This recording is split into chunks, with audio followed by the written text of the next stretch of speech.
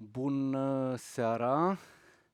Numele meu este Ionuț Mareș. Din partea echipei Ceau Cinema vă spun bun venit la, acest, la această a doua zi a cineclubului nostru cu care încheiem seria de proiecții. Se aude în căști? E normal, da. Bun, pentru că tot am început și discutăm despre aspectul ăsta. Da, discuția va avea loc în română și sârbă. Eu voi pune întrebările în română. Colega noastră Vesna, care e aici ascunsă după ușă, va traduce pentru Carpo Godina în sârbă. Răspunsurile lui Carpo Godina vor fi traduse simultan de Vesna în română și atunci trebuie să ne punem cu toții căștile. Bun, spuneam că suntem în a doua zi a acestei retrospective de care suntem foarte bucuroși. E o retrospectivă pe care ne-am dorit foarte mult să o organizăm. Așa cum spuneam și ieri, am vrut prima dată să o facem în timpul festivalului, în vară, dar Carpo Godina era celebrat în Statele Unite, fix în luna iulie. Am mers cu filmele în mai multe locuri și nu a putut ajunge și la Timișoara, dar ne-am continuat visul ăsta de a-l aduce la Timișoara, așa că am aplicat și la ediția de toamnă a colului de proiecte Obiectiv Cinema cu această retrospectivă și cu o serie de proiecții de la Doc Minică. Și iată-ne în acest moment în care îl avem alături de noi pe Carpo Godina și căruia îi dedicăm această retrospectivă pe care am început-o aseară, pe care o continuăm în seara asta cu un film bosniac foarte special, al cărui director de imagine Carpo Godina a fost, și pe care o vom încheia mâine seară cu cel mai cunoscut film regizat de Carpo Godina, Red Boogie, la care vă invităm. O să încep prin a-i face un foarte scurt portret sau un soi de mic laudatio lui Carpo Godina pentru cei dintre dumneavoastră care poate nu știți atât de multe lucruri despre el sau dacă nu ați fost aseară, pentru că am făcut acest lucru și aseară când am acordat trofeul onorific Ceau Cinema. Carpo Godina este născut, este pe jumătate macedonean, nu? Tatălui era fotograf macedonean, mama lui e o cunoscută actriță slovenă, s-a născut la Skopje în timpul celui de-al doilea război mondial, dar apoi s-a mutat în Slovenia și de atunci locuiește și lucrează în Slovenia, dar sigur că de-a lungul timpului a lucrat ca director de imagine, ca regizor, ca scenarist, ca editor în toate republicile din fosta Iugoslavie. Și-a început cariera ca fotograf și o să discutăm și despre asta, pentru că și în aceste zile prin Timișoara și-a folosit din plin aparatul de fotografiat pentru a surprinde locurile pe care le-a vizitat. Și a început, spuneam, de mic, din adolescență, și-a pus în practică plăcerea asta de a fotografia. A câștigat mai multe premii ca fotograf foarte tânăr, apoi a devenit cineast amator, partea unui cineclub la Ljubljana și acolo a început să facă filme experimentale, scurtmetraje cu o cameră de 8 mm cumpărată de mama lui. Am văzut 3 dintre ele aseară și încet, sigur că între timp a studiat și regia de teatru, apoi regia de film și televiziune, 2 facultăți, și a intrat încet în lumea profesionistă a filmului, a început să facă scurtmetraje ca regizor. De asemenea, am văzut o parte dintre ele aseară. Și în paralel a lucrat ca editor și ca director de imagine. Cel mai cunoscut film din acea perioadă este lungmetrajul Early Works, pe care l-a regizat Jelimir Jilnik, un cineast pe care l-am avut de asemenea invitat acum câțiva ani la Ceau Cinema. Au câștigat Ursul de Aur cu acel film, foarte frumos. Sigur că filmele lor neconvenționale, revoluționare, radicale, le-au adus în conflict cu autoritățile comuniste din fosta Iugoslavie, chiar dacă, sigur, era un regim comunist ceva mai îngăduitor decât cel din alte țări, cum era România. le-au creat probleme așa încât mai mulți ani n-a putut să regizeze, a putut totuși să lucreze ca director de imagine la filmele colegilor lui. N-a plecat din țară, așa cum s-a întâmplat cu colegi de generație ca Dušan Makavejev, care a plecat în Franța, a făcut filme acolo, apoi în Statele Unite, sau chiar ca Jelimir Jilnik, care a plecat în Germania. Dar cu toate astea a reușit să realizeze și 3 lungmetraje ca regizor.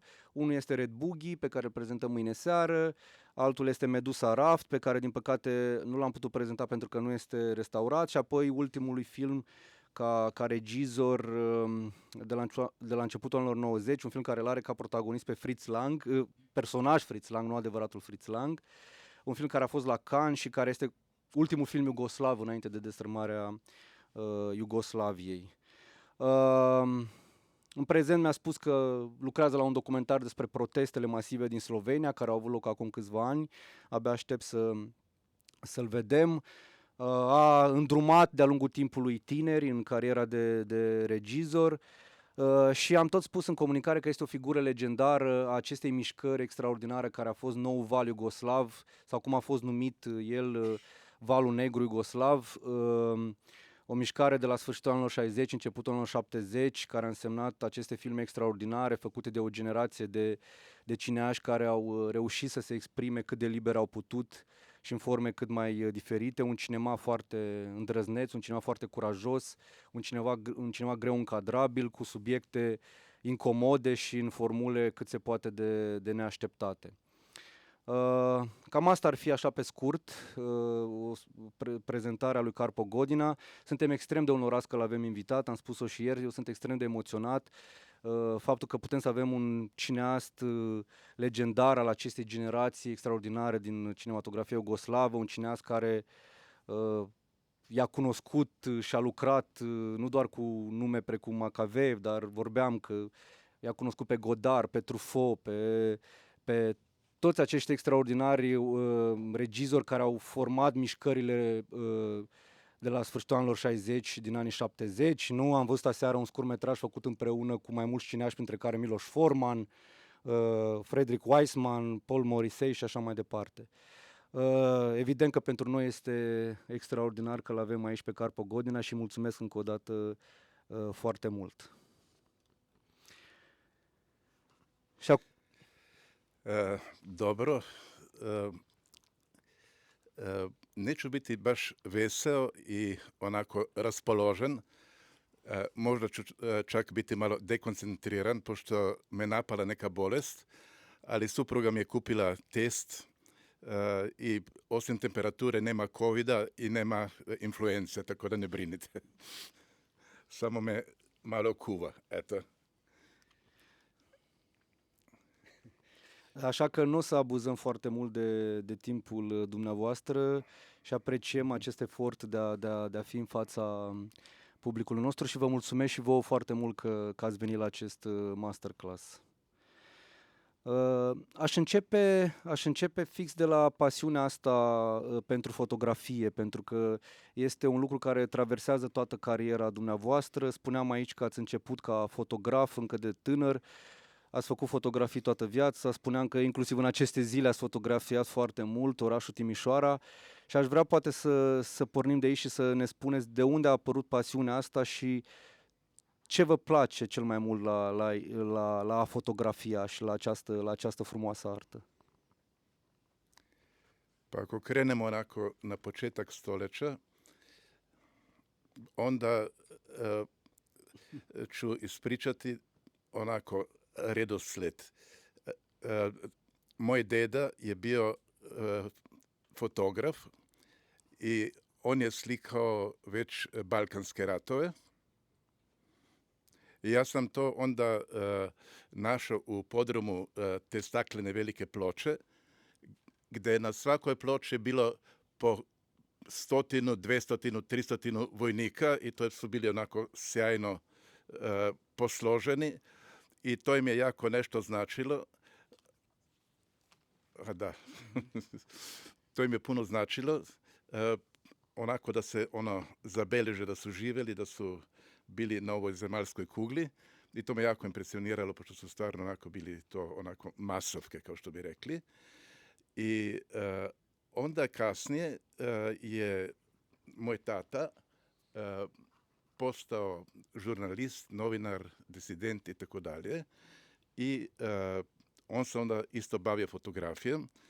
I kad sam imao onako već 3 godine, dao mi je pod jastuk jedan Kodak Retinu fotoaparat. I taj aparat još danas čuvam, tako da sam onda kad sam malo više godina imao, počeo sam ja da slikam. I kad sam onda došao u Sloveniju, ne znam da li je bilo jasno da je majka mi Slovenka, ona je glumica bila, a otac je Makedonac. I tako smo onda došli u Sloveniju i tu sam onda, kad sam već u gimnaziji onako se uključio imali smo neke klubove, kao što je bilo uvijek u socijalizmu, ti klubovi, fotoklubovi. Tako sam se ja uključio u jedan i počeo da fotografiram i onda nekako mi je to dobro išlo i tako da sam postao već kao klinac, kao gimnazijalac, sam dobio najvišu titulu majstora fotografije. I od tu dalje onda akademija, pa kamera i tako je krenulo. Ce vă place la a fotografia?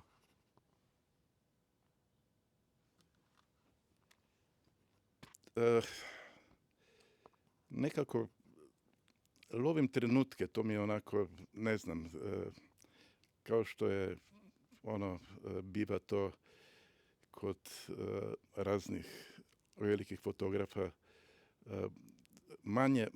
manje lovim životne situacije, ono što onako prolazi i što primjećujem i to onda nekako se mi te fiksacije čine da pričam neku priču i to mi je osnova. Mm-hmm. Ili oni meni pričaju jednu priču. Mm-hmm. Aș vrea un pic să ne vorbiți despre cum era atmosfera acelor ani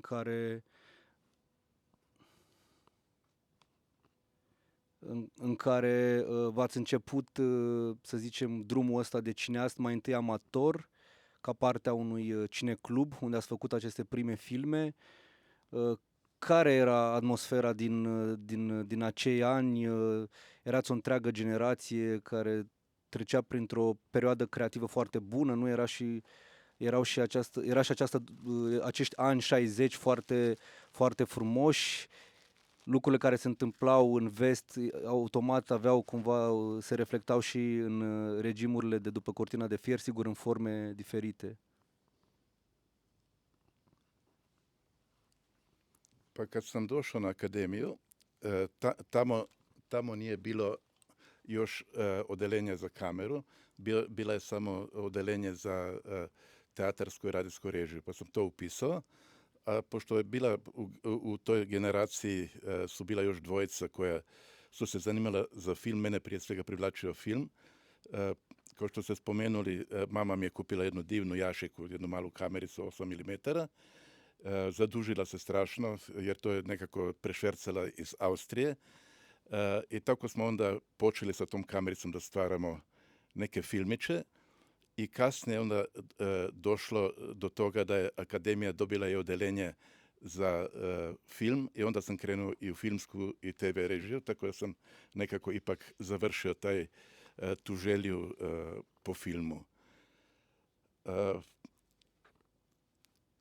Inače, Slovenija u sklopu Jugoslavije imala nekako najmanje nekih ograničenja političkih oko filma. Više je to bilo izraženo prema jugu, kao što kažemo. I tu je onda dolazilo do toga da su čak i neki režiseri sa juga dolazili u Sloveniju jer su imali mogućnost da im Slovenija pruža kao režiser, ne sa ekipom, nego sam, recimo Živojin Pavlović je tako da su oni mogli neke političke filmove da rade van tog juga. Inače, onako bile su za Sloveniju su bile dosta otvorene granice prema istoku, a moglo se i na zapad oteći. Tako da recimo ja sam onda upoznao još početkom 60. godina Miloša Formana u Pragu, tako da smo se družili kao studenti i to su bile onako stvarno, horizonti nisu bili tako zatvoreni kao što se možda priča. Baš govorim konkretno o tom severu. Jel? Dole su bile potpuno drugčije priče.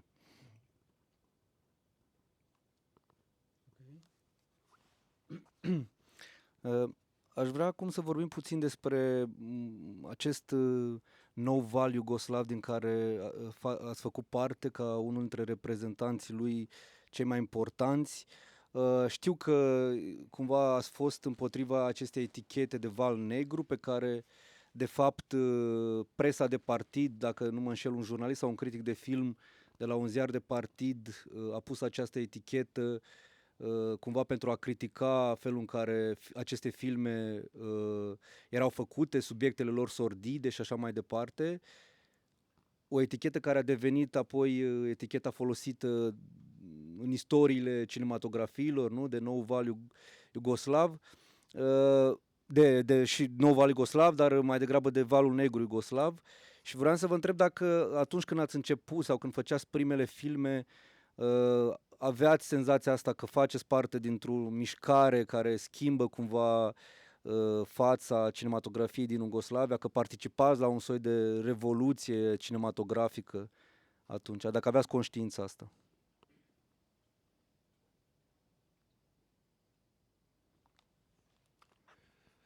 Pa, onako, tu je bila, da počnem od početka, kako sam upao u tu stvar. Dobro, prvo sam napravio 2 kratka crno-bela filma i sa njima sam, sa jednim sam otišao onda u Krakov i usput sam se zadržao u Bratislavi i otišao sam u jedan bar gdje sam izazivao nešto oko nekih žena i tako dalje i prebili su me. Odmah sam pobegao i stavio sam si neke ručnike koje sam imao u autu, sam stavio oko glave i seo u auto i nastavio prema Krakovu.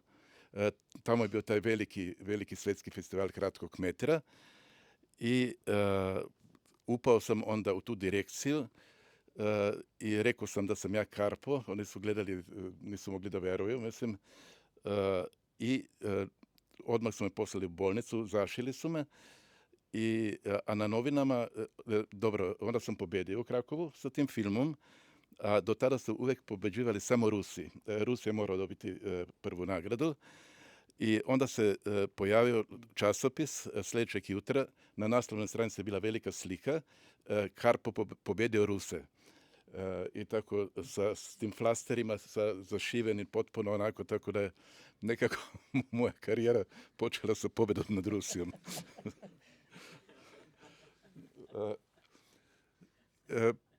I onda sam napravio, kad sam napravio te filmove, u Beogradu je bio veliki festival dokumentarnog i kratkog filma i tu smo se, ti klinci nekako imali smo susrete normalno da smo se upoznavali iz cijele Jugoslavije, jer to je bio Jugoslovenski festival. I tako sam baš sa ta 2 filma sam pobjedio i u Beogradu, a Žilnik je pobjedio sa, mislim da je bio onda Pioniri maleni. I tako smo se upoznali i ne znam, jučer sam možda već ispričao ili nisam, pa dobro, neki nisu čuli. Ja sam otišao nazad u Sloveniju, Žilnik je ostao u Novom Sadu i jednog dana zazvoni mi telefon i kaže Žilnik sav veseo, Karpo, dobio sam pare za film, za igrani film. Ja sam rekao, i? Kaže, pa dođi da mi ga snimiš. Ti ne znaš da snimaš, ja ne znam da režiram, može da nastane jedan sjajan film. I tako sam ja onda seo u avion, otputovao tamo i nekako sam se onda odjednom našao iz te sredine koja je bila slovenačka ispeglana i onako imali smo neke vrste slobodu. Pao sam u taj, nazovimo ga,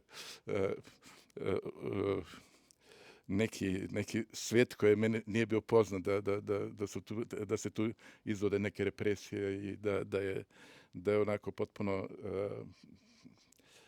nešto što mi onako nije bilo poznato, bio sam mlad.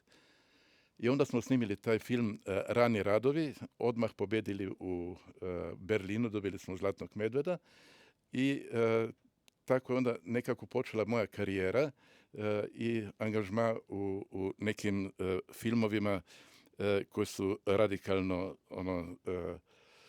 obračunavali sa vlašću. Nešto sam sam napravio,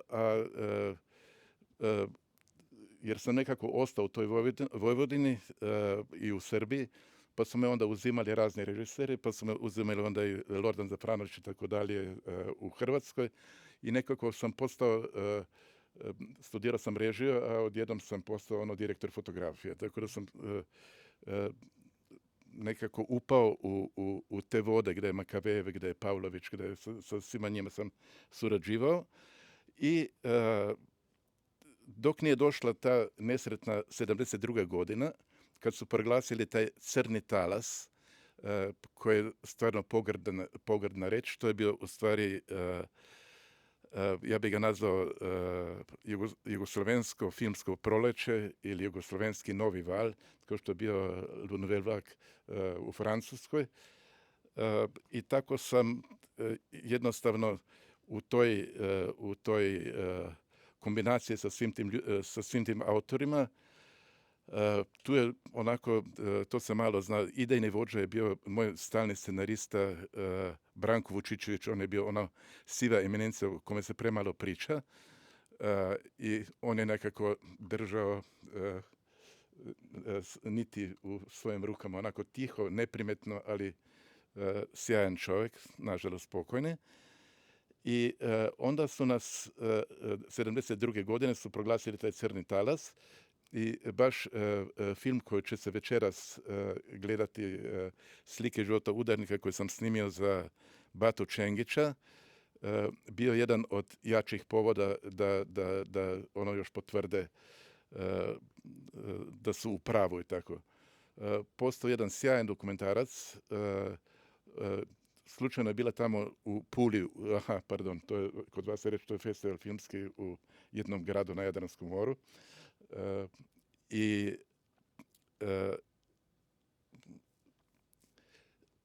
tu u tom dokumentarcu se vidi neverovatno, mislim, na koji perfidan način je žirija, to su bili političari, ali su bili intelektualci, jako obrazovani i kako su oni uspjeli tu stvar da preokrenu potpuno u smeru njihovih optužbi. Tako.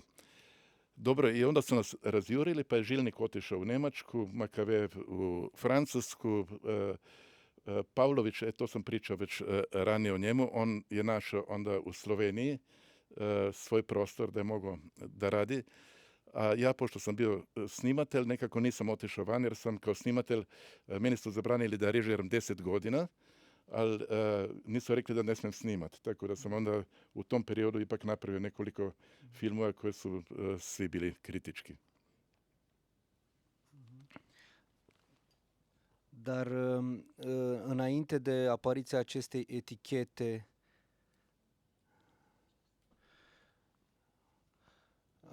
aveați conștiința unei generații care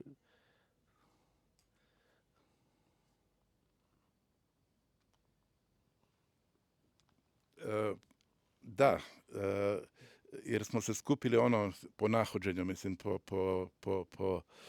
po istomišljenju, a jugoslovenski film je normalno imao režisera ogromno, koji su radili filmove koji su bili naručeni i tako dalje od vlasti.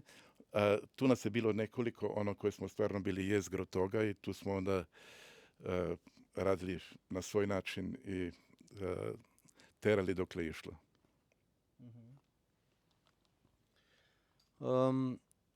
Spuneam și ați spus și mai devreme că ați lucrat mult timp ca director de imagine pentru alți cineaști. Cum se întâmpla? Pur și simplu vi se propunea, primeați o invitație să lucrați la un film, vă știați cu unii dintre ei, probabil cu unii nu, și apoi cum se desfășura colaborarea? Cât de multă creativitate putea să aveați dumneavoastră ca director de imagine?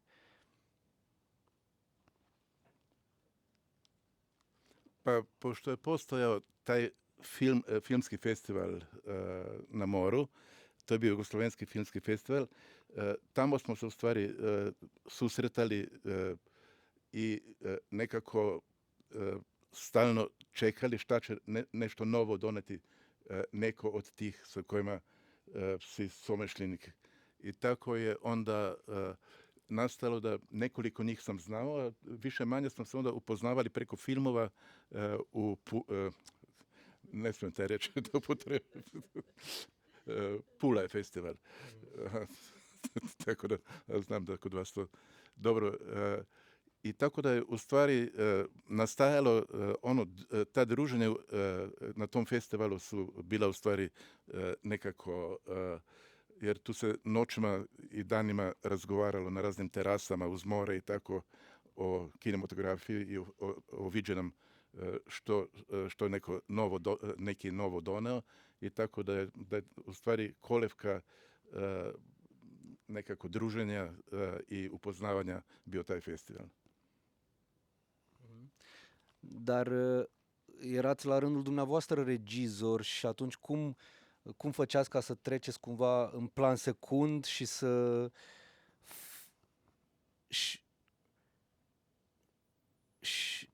și să puneți în aplicare viziunea regizorului? Aveați un cuvânt de spus sau cât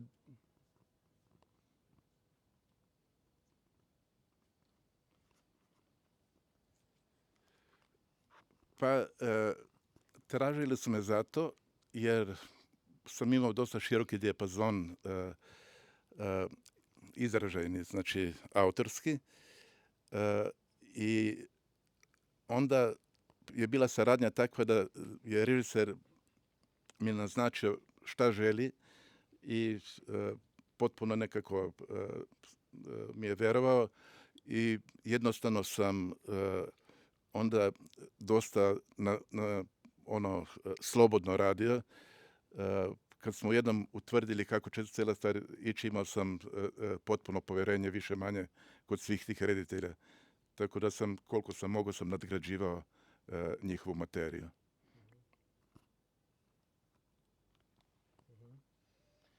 Și cum vă simțeați în postura asta de cineast care vrea să regizeze filme, dar în același timp nu poate? Era o frustrare acolo sau cum vă simțeați în momentele ăla?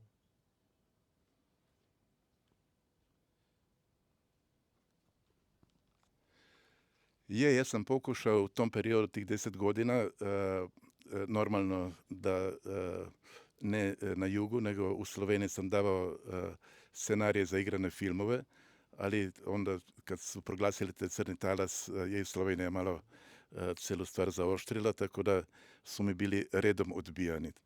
I tek 80. godine sam se dokopao do svog prvog igranog filma.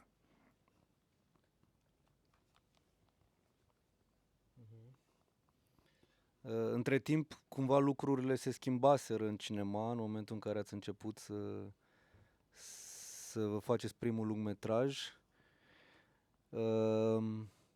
Și vreau să vă întreb cum vă pregăteați filmele pe care le-ați regizat. Dacă aveați o anumită structură, lucrați după o anumit... cum vă pregăteați pe de-o parte, sigur, scenariu, apoi cum vă găseați actori, cum se întâmplau lucrurile în anii ăia?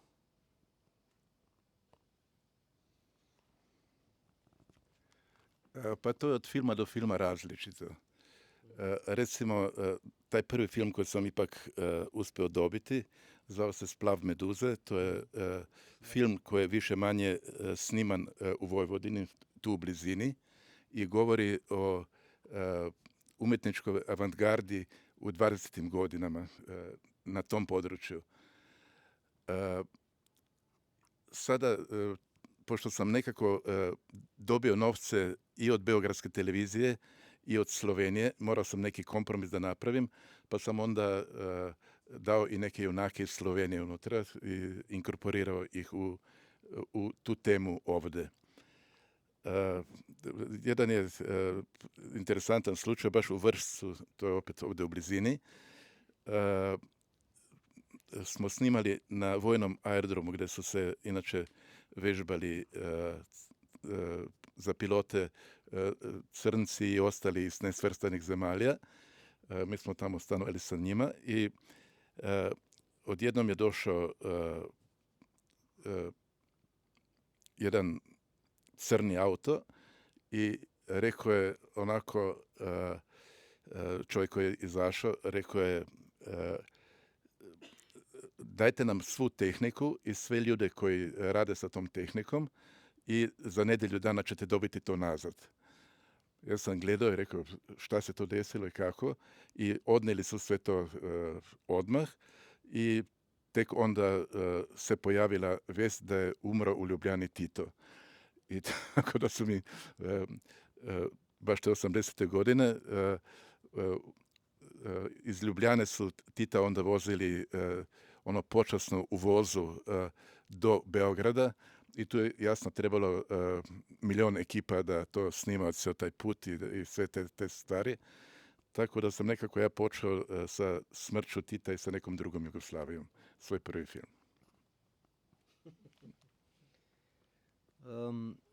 Și pentru că sunt și actori în sală, poate că e important să spuneți cum lucrați dumneavoastră, dacă aveți o metodă de lucru cu actorii.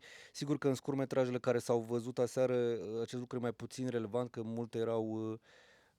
unele erau documentare sau în fine aveau elemente de documentar, dar în același timp filmele pe care le-ați realizat au un tip de joc actoricesc dedramatizat cumva, mai puțin psihologic, dar poate explicați un pic metoda de lucru a dumneavoastră cu actorii.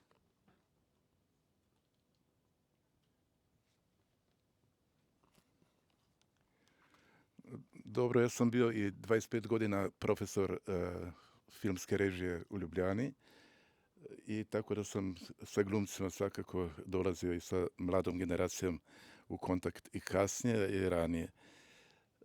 Sada neki recept kako raditi, svako ima neki svoj princip, svako ima neki svoj način, neku svoju tehniku. Šta ja znam, to je slično kao tematski u teatru. Ne znam, danas sam s nekim razgovarao. Sada su recimo u Ljubljani u jednom teatru onako su odlučili da budu predstave, taj teatar je onako malo za malo provincijalni, malo onako za starije ljude, da jednostavno odigraju igre koje su onako bile nekada popularne i da igraju potpuno realistički u znacima navoda, tako da nekako se im vrati ta publika. Opet jedan od sada slovenačkih velikih reditelja radi predstave tako da recimo ako bi uzeo sada jedan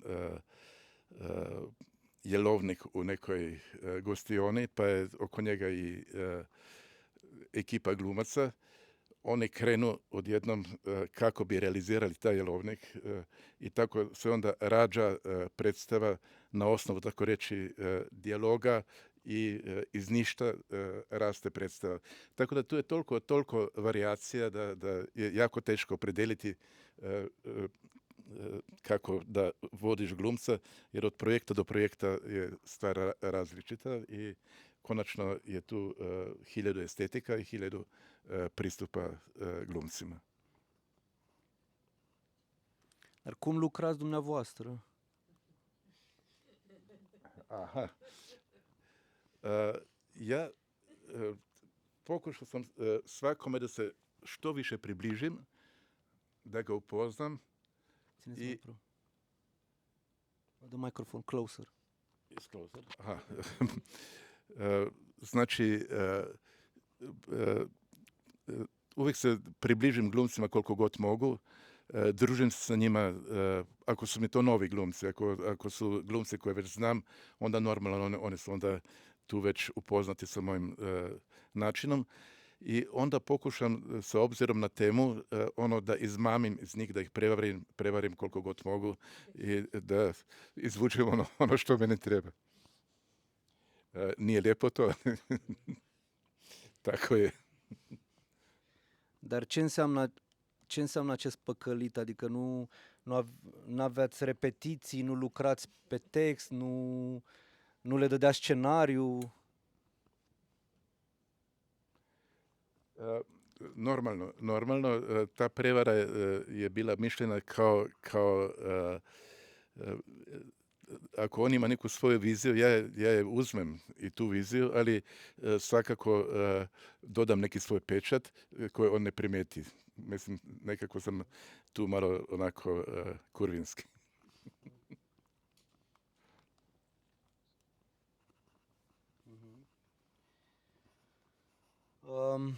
Nu știu, aș vrea să, înainte să dau cuvântul și spre public, aș vrea să vă întreb un pic, că spuneați că într-un fel cariera de regizor a început odată cu moartea lui Tito, dar în același timp, într-un fel, s-a încheiat, cel puțin pe partea de lungmetraj, odată cu căderea comunismului, destrămarea URSS.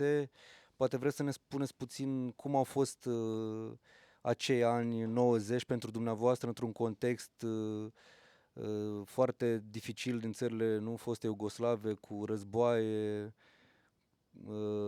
bombardamente și toate acele lucruri despre care știm cu toții și care au distrus atâtea vieți. Cum vă simțeați dumneavoastră ca artist, ca regizor în Slovenia acelei perioade?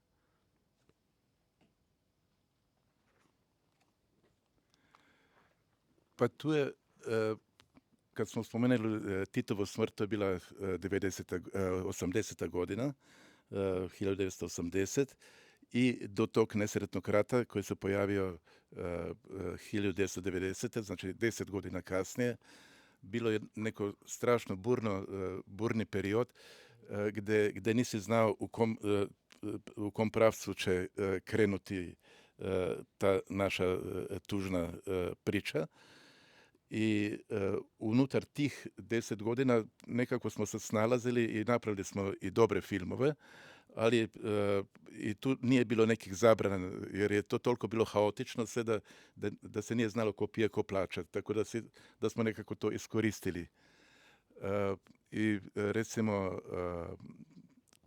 moj posljednji film Veštački raj, koji je o Fritzu Langu, taj sam završio malo pre rata i onda je taj film bio primljen u Cannes i onda napravio sam fotografiju bez da znam da će se desiti taj rat, kako pred glavnom salom vise sve zastave učesnika i tu je bila i jugoslavenska zastava i to je bila posljednji put da je postojala jugoslavenska zastava na nekom festivalu i tu je onda počeo rat i više te zastave nije bilo.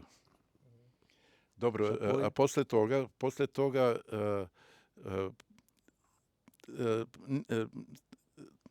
za vreme rata normalno, mislim, sada to u Sloveniji nije bio nikakav problem. Mi smo imali 10-dnevni rat, a to što je bilo u Bosni, u Hrvatskoj i tu normalno nisu mogli neki filmovi da se baš realizuju onako po nekoj želji. Bilo je tu onda dosta filmova koji su morali normalno imati elemente propagande, ali su se pojavljivali i neki filmovi dobri baš unutar tog perioda, tako da to tih 4 godina onako nije baš traumatično utjecalo na zbivanje u filmskom sektoru. I sada je ta nova generacija koja je dobila elektroniku i sve te stvari, sad počinje potpuno nove priče.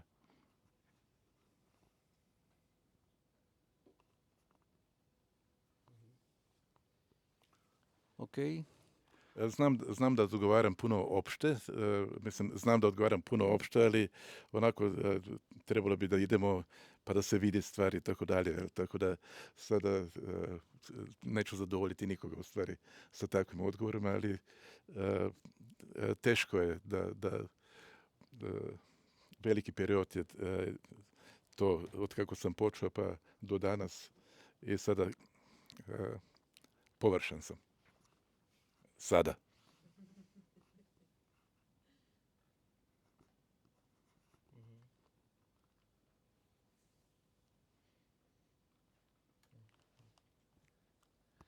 Bun, aș propune să vă dau și vouă cuvântul, orice fel de întrebări aveți, indiferent dacă ați văzut sau nu vreunul dintre filmele lui Carpo Godina.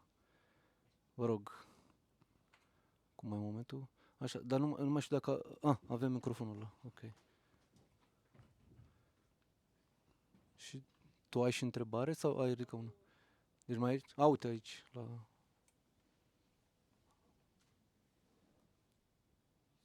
Și apoi, Darius, tu, nu ai ridicat una? Ba dați. Am o întrebare legată de procesul creativ. Pentru a alege un film narrativ sau o poveste, cum este procesul personal și ce sfat poți să dai la un creator nou care încearcă să merge pe același traiectorie?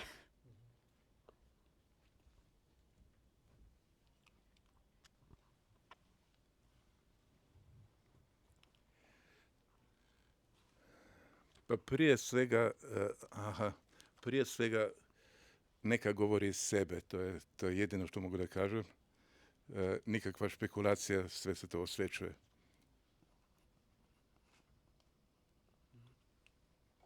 Apoi? That's all? That's Yes. all? Thank you very much. Ok. Darius? Nu? Păi ia microfonul de acolo, din spate, în spatele tău. N-ai ridicat mâna? Nu. Ok.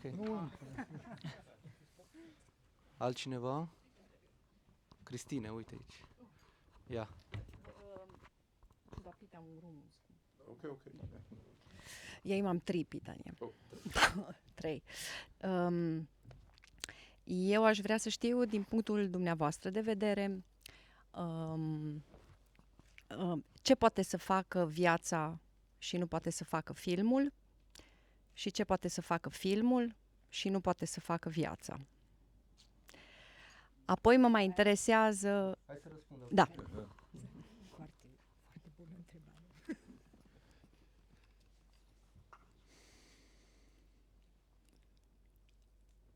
Ništa, život teče kao što teče i vice versa, film može samo da se dotakne svih tih malih ili velikih tema, da bi nešto menjao, sumnjam, ali služi za razmišljanje.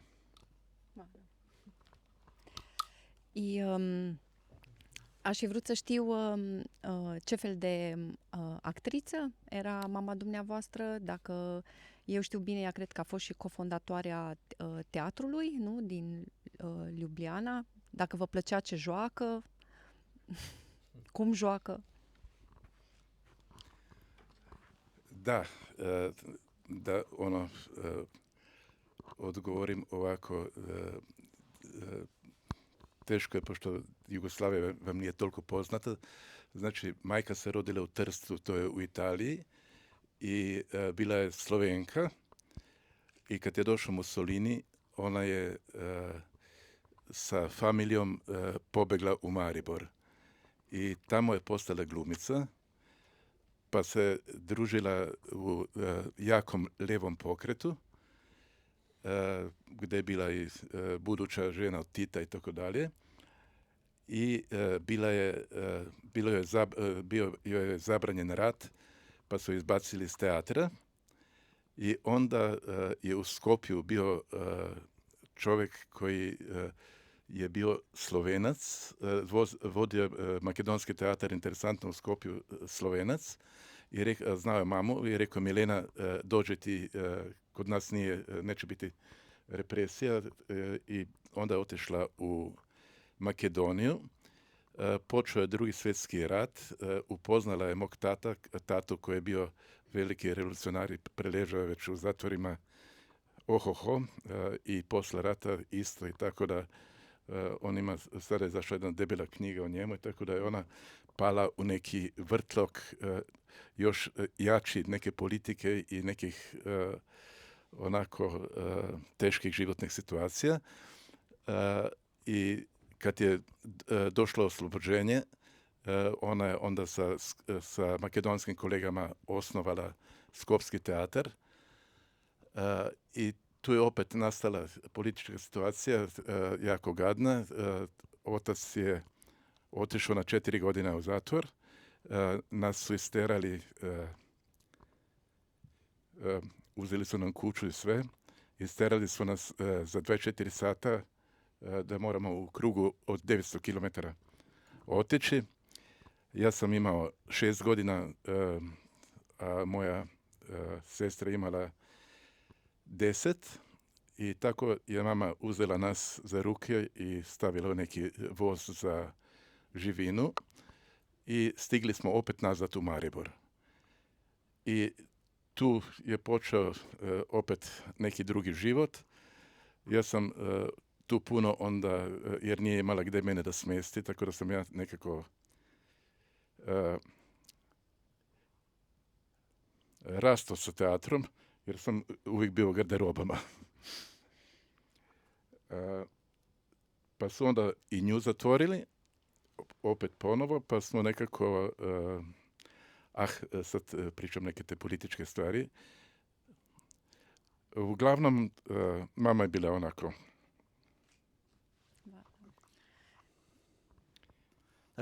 Velika glumica, velika žena.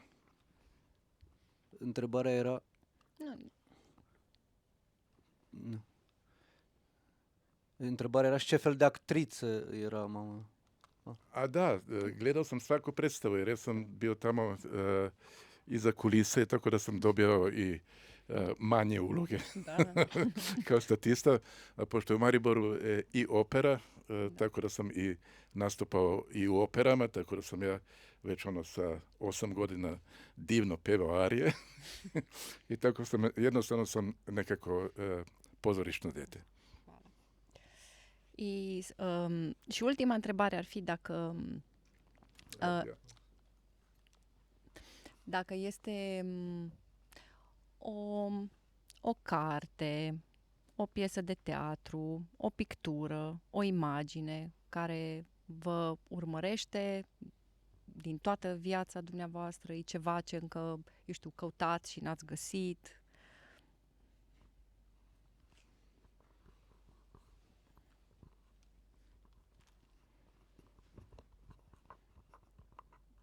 Pa ima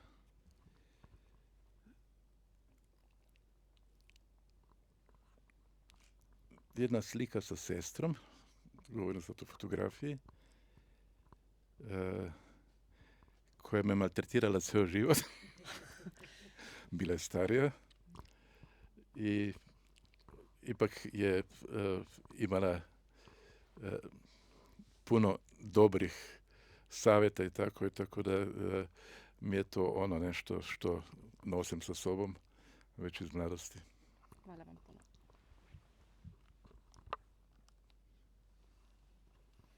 Rog, alte întrebări?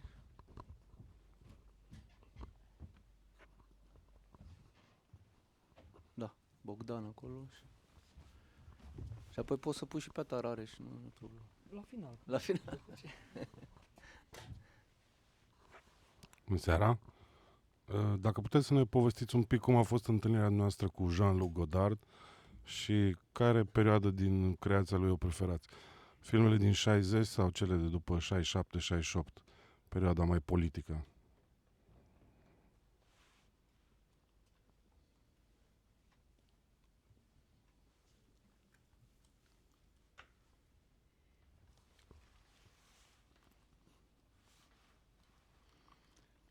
Pa sa Godarom sam se susreo u Kanu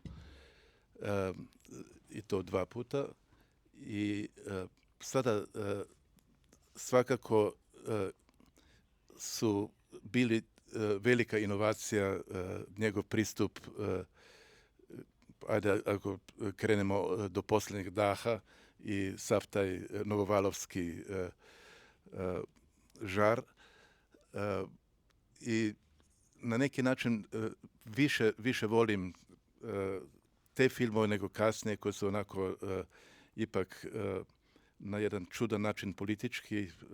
Mislim, puno su onako više manje filmični, više politički, ali ipak volim film kao film. Păcate nu s-a tradus, n-am... Sau... Alte curiozități? Întrebări? Da. Aici. Rareș?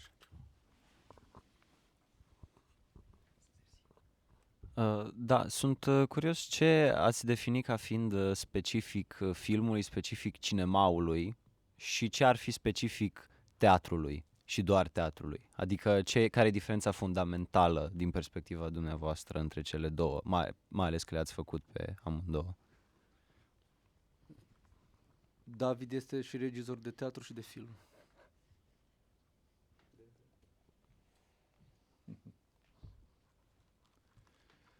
Pa ništa, vi ste vjerojatno najbolji svjedok toga, te razlike. Jel? U film sastavljamo i on nije kontinuiteta, nego ga sastavljaš, danas snimiš početak, sutra snimiš sredinu, pa opet onda preko sutra kraj, pa opet se vraćaš prema početku i tako dalje. Tako da je to jedna onako velika zbrka i moraš nositi. Ja sad kao reditelj govorim, jel mislim, ono, tu onda nastaje taj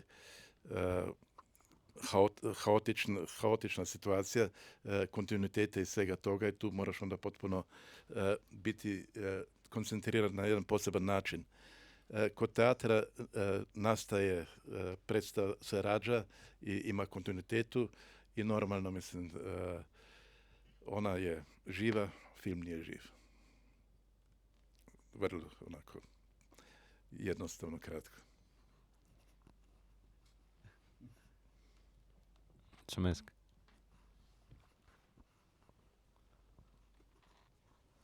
Lucas.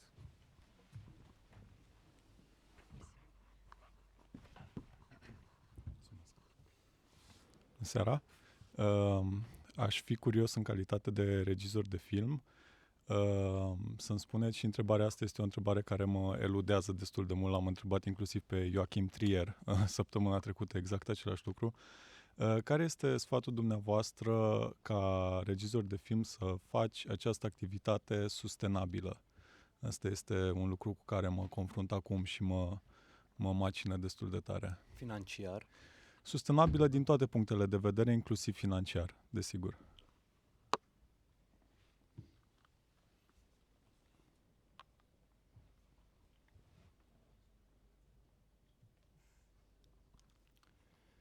Sada,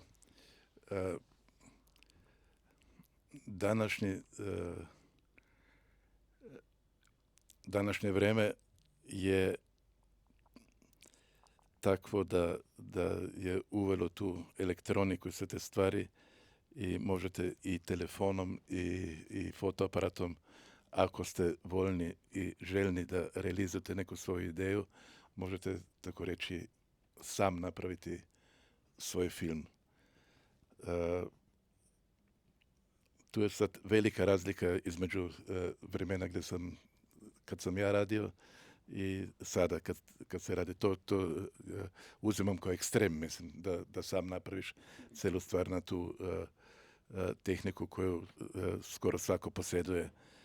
A sada mislim pa da se nikako ne sme zanemariti profesionalna kinematografija i da država jednostavno mora, i to treba tražiti od nje, da se filmovi koji onako stvarno imaju neku potrebu i autor da ima potrebu da se izrazi na neki način koji je i skup, možda da bude i skup, da se to omogući.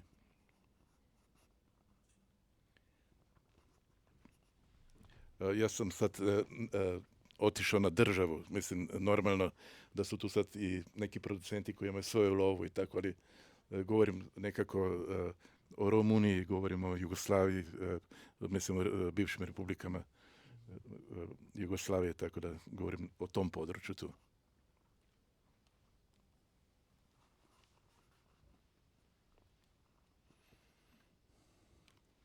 Altcineva?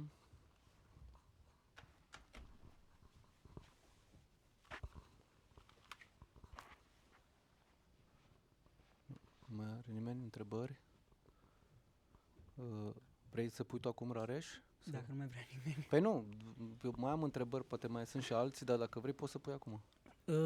Eu, curiozitate de-a mea, văzând Red Boogie, am făcut o comparație cu un film cehoslovac pe care l-am văzut anul trecut în cadrul festivalului Ceau Cinema Ucio. Voiam să vă întreb, dat fiindcă v-a fost interzis 10 ani să regizați, nu v-a fost puțin teamă de reacția conducătorilor statului, dat fiind subiectul abordat în Red Boogie, pentru că, de exemplu, în Ucio a fost interzis 21 de ani, până în 90 i-a fost interzis difuzarea. Interzisă difuzarea. Red Boogie fiind un film despre o trupă de muzicieni care ar fi trebuit să cânte muzică pentru mase, nu muzică oficială, dar de fapt ei mai degrabă își doreau să cânte jazz și cumva prin asta erau subversivi. Ca să explic puțin pentru cei care n-au văzut.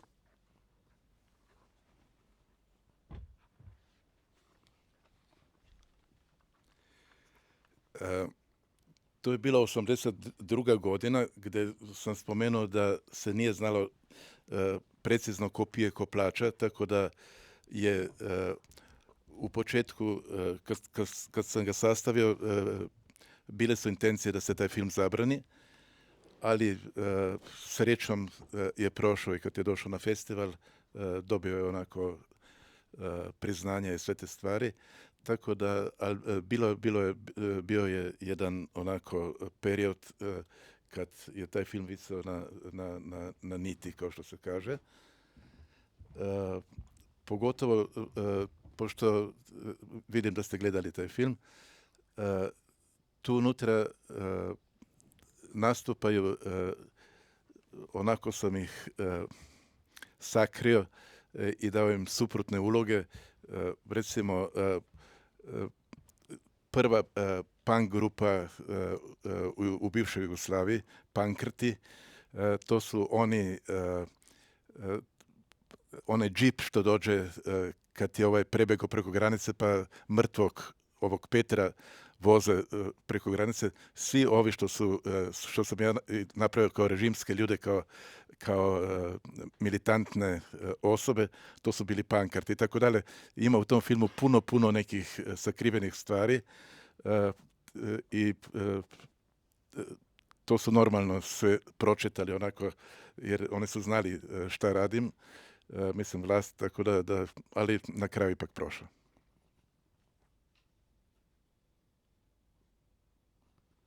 Dar, apropo de cenzură, pentru că ați adus în discuție, pare că există, cumva în România, cenzura era foarte prezentă, filmele erau extrem de cenzurate, în cazul unora se întâmpla să fie interzise, dar în cazul dumneavoastră a existat doar posibilitatea, adică a existat doar varianta în care filmul era direct interzis sau a fost nevoie să faceți și compromisuri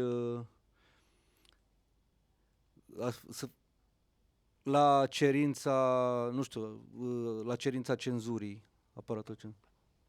Și okay.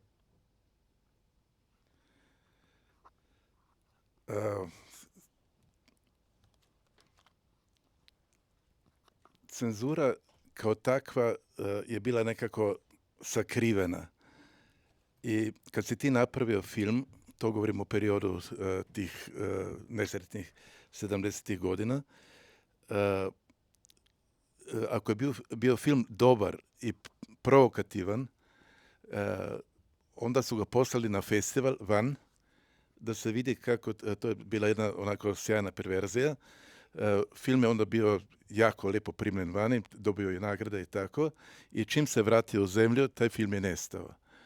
Tako da je bila samo, to je bila onako dosta opšta praksa za dobre filmove, da su se slali odmah kad su bili gotovi i ta cenzura da je vidjela da je film nije pogodan za naše gledalce, one su ga poslali van da se zakamuflira da postoji tu umetnička sloboda.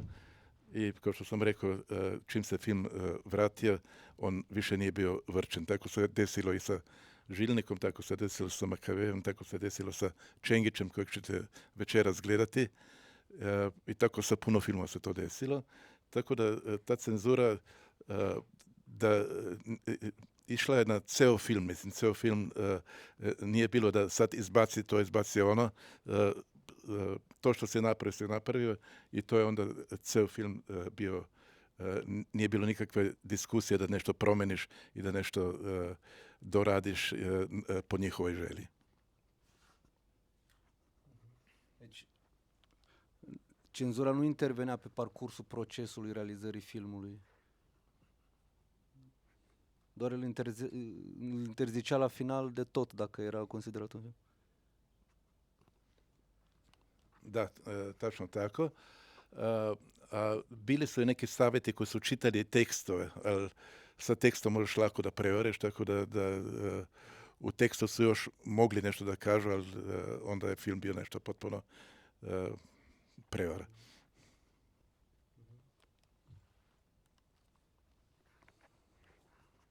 Alte curiozități?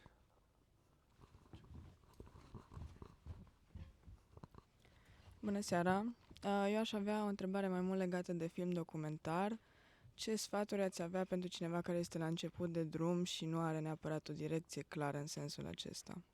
Adică la ce să fie atent și ar putea să nu greșească de la început? Mulțumesc!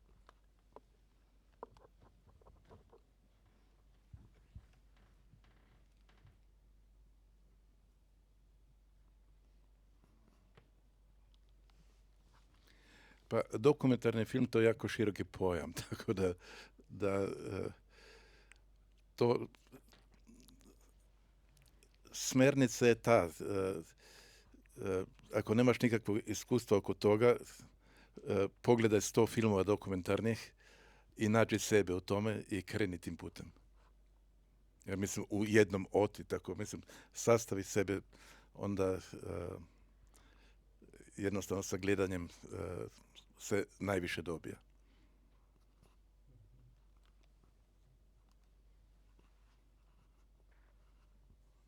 No? Satisfăcător sau încă? Cât de bine. Ok, Sami mai are o întrebare. Da.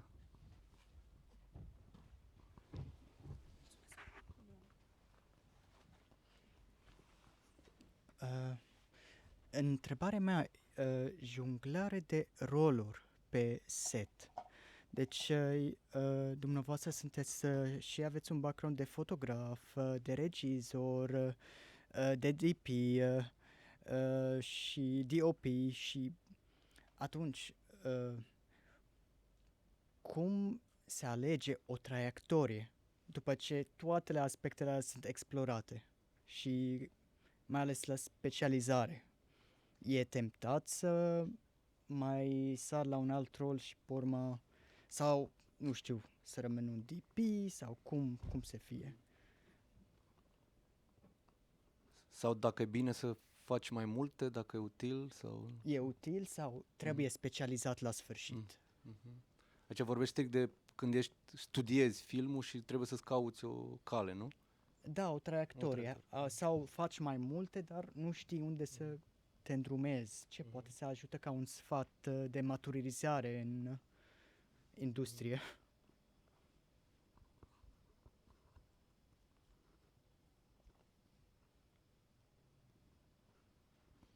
Mersi. Pa ne znam, ja sam možda specifičan onako, ne znam puno kolega koji bi onako radili kao ja, ono da se petljamo sve. Sada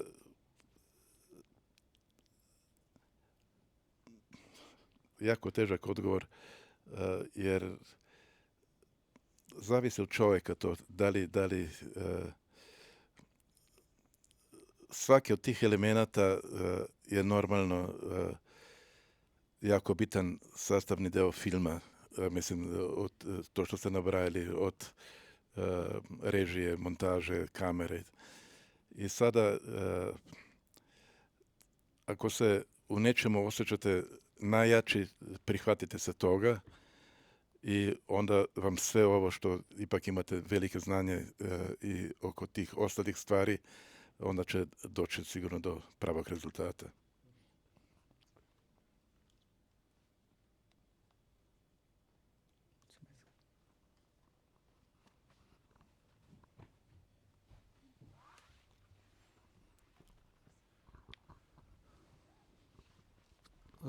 Putem să mai stăm câteva minute, să mai luăm una, două întrebări? Ok. Da. Vesna, ai reușit să traduci? Možemo. Ok. Rog, dacă mai aveți curiozități? Da, rog. Cum ghidezi actorul și cum îl faci mai bine să intre în starea lui? Adică una este ce scrie în scenariu și cum îl faci tu să ajungă cât mai ușor în starea dorită. Câte duble, câte repetiții?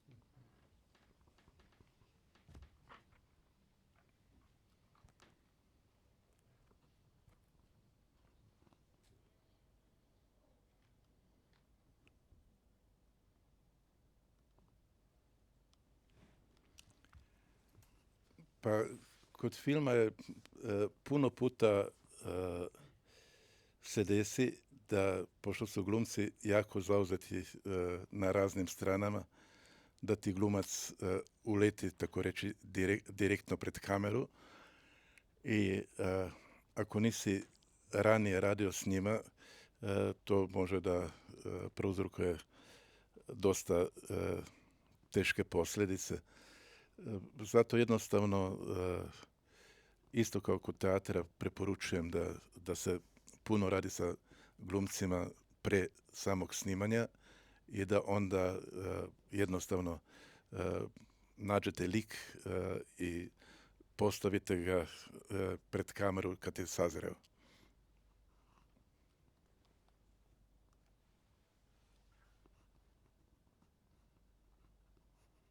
Și apoi filmați, câte duble filmați, cum îi face să intre în acea stare?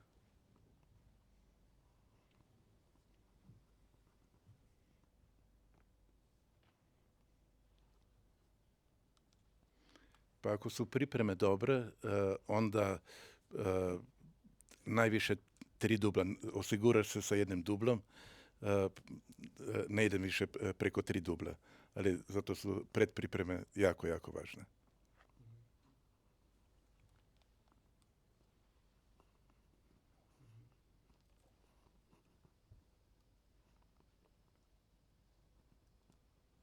Da.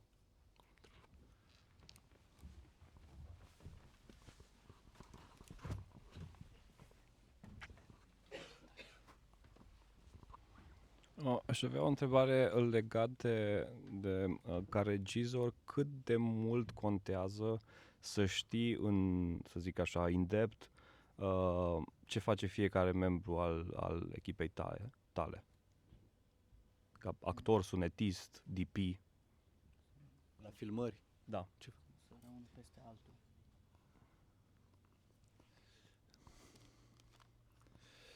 Pa, to je bitno sada, normalno da nećemo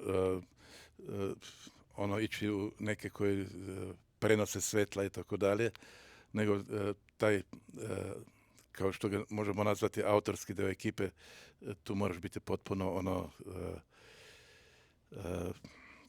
upoznat sa svime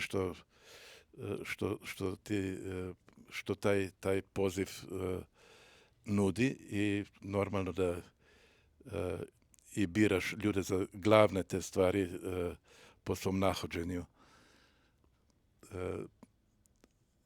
Jer imao sam puno primjera kad vrlo dobro znam šta ko mora da radi, tako, ali se ti onako prikrade neko koji onako te iznenadi negativno i taj može dosta toga lošeg da učini, da ti pokvari neke stvari, tako da se onda prinuđen menjati tog čovjeka. Și aș mai avea o întrebare.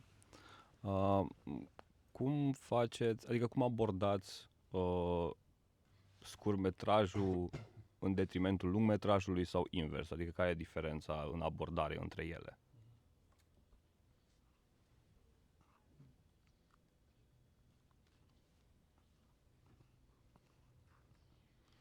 Da, u kratkometražnom imam osnovnu ideju i onda tu improviziram. Tako da, a u igranom se to osveti. Kod kratkog imaš nekako ga u rukama, a igrani film ti može pobeći.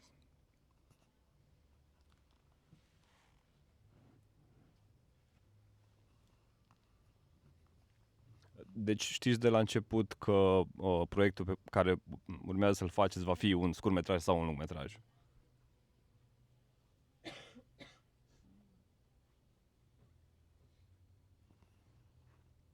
Da.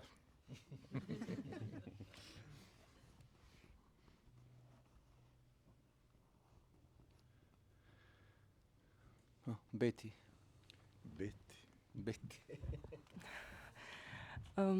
Stai. Aș fi vrut să-l felicit în primul rând pentru cariera lungă și pentru faptul că încă mai este activ și călătorește și participă la tot felul de evenimente și inclusiv că are proiecte în derulare și aș fi vrut să aflu așa pe scurt despre acest nou proiect la care lucrează și care e rolul și cum se desfășoară, propriu-zis, niște lucruri așa mai concrete.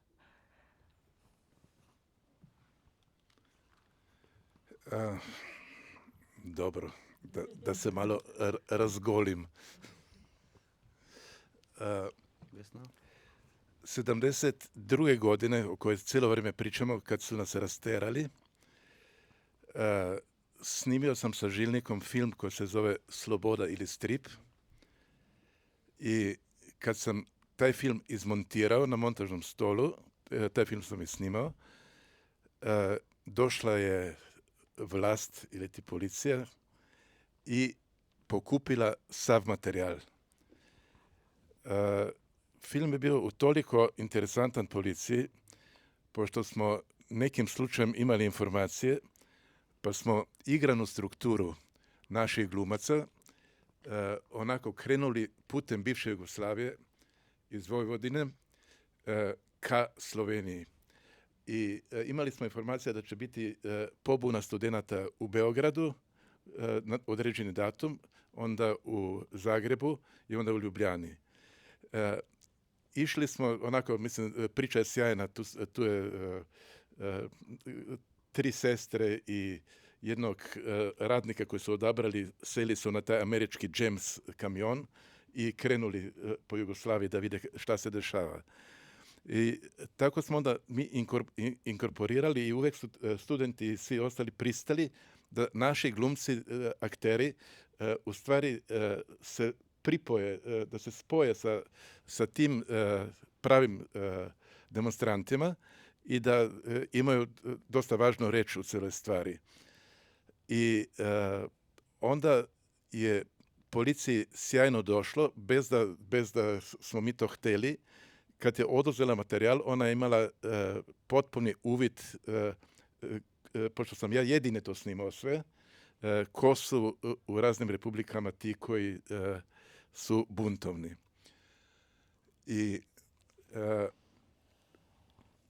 kažem, taj materijal je potpuno nestao i pred 10 godina su javili iz kinoteke da su neki doneli neki žilnikov materijal i mi smo otišli da vidimo šta je to i dobili smo nazad sav materijal, osim svih tih stvari koje su služili policiji za svoje istrage. Onda je sa žilnikom smo onda pripremali, znači 60 godina kasnije, da to napravimo, neki remake i da uključimo te materijale unutra. I nekako se nismo našli kako to da napravimo i onda je žilnik krenuo u novi film van toga i napravio sada novi film sa kojim putuje po svetu. A meni je rekao Karpo, ja ti dajem taj materijal. I sada ja sa tim materijalom i sa puno stvari koje sam 2 godine snimao, pravim neku svoju verziju 50 godina, 60 godina postojanja neke čudne zemlje.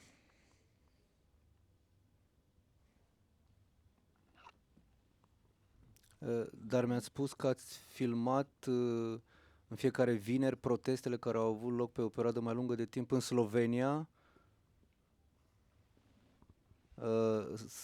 Aceste filmări vor fi legate de proiectul pe care l-ați menționat sau e ceva separat? Da, 2 godine sam svaki petak snimao. Aha. Da, 2 godine sam snimao svaki petak. To je bila takozvana biciklistička revolucija jer je bio baš COVID i snašli su se demonstranti tako jer se nije smjelo okupljati, da ako na biciklu voziš to nije okupljanje i tako, mislim, vjerovatno vam je nešto poznato oko toga. Ali neće biti samo ti materijali tu unutra, imam ja puno toga što će ući u taj film.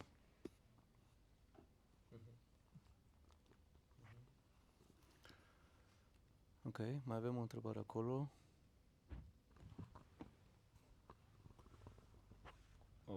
Sunteți cumva de acord, cred că Dziga Vertov zicea că cineastul are o datorie socială de a pune pe ecran ceea ce nu se poate pune.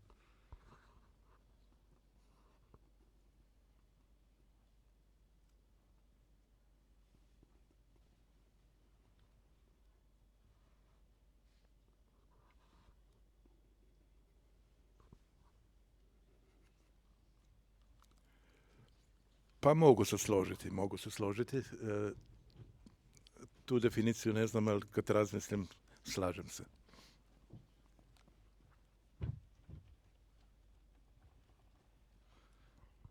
Okay. Și aș încheia cu o întrebare mai... Aș încheia cu o întrebare așa mai prăpăstioasă, sau nu știu dacă e sau nu prăpăstioasă, dar cumva așa mai pretențioasă.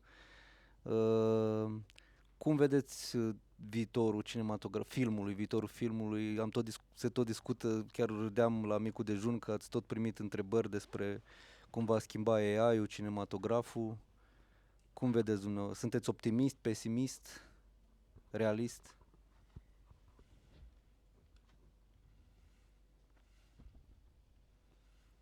Pa, nekako mislim da će kinematografija još potrajati, dobit će nove oblike za koje ne znamo ni kako, šta će to biti, kako će to izgledati, ali u svakom slučaju mislim da neće tako lako umreti.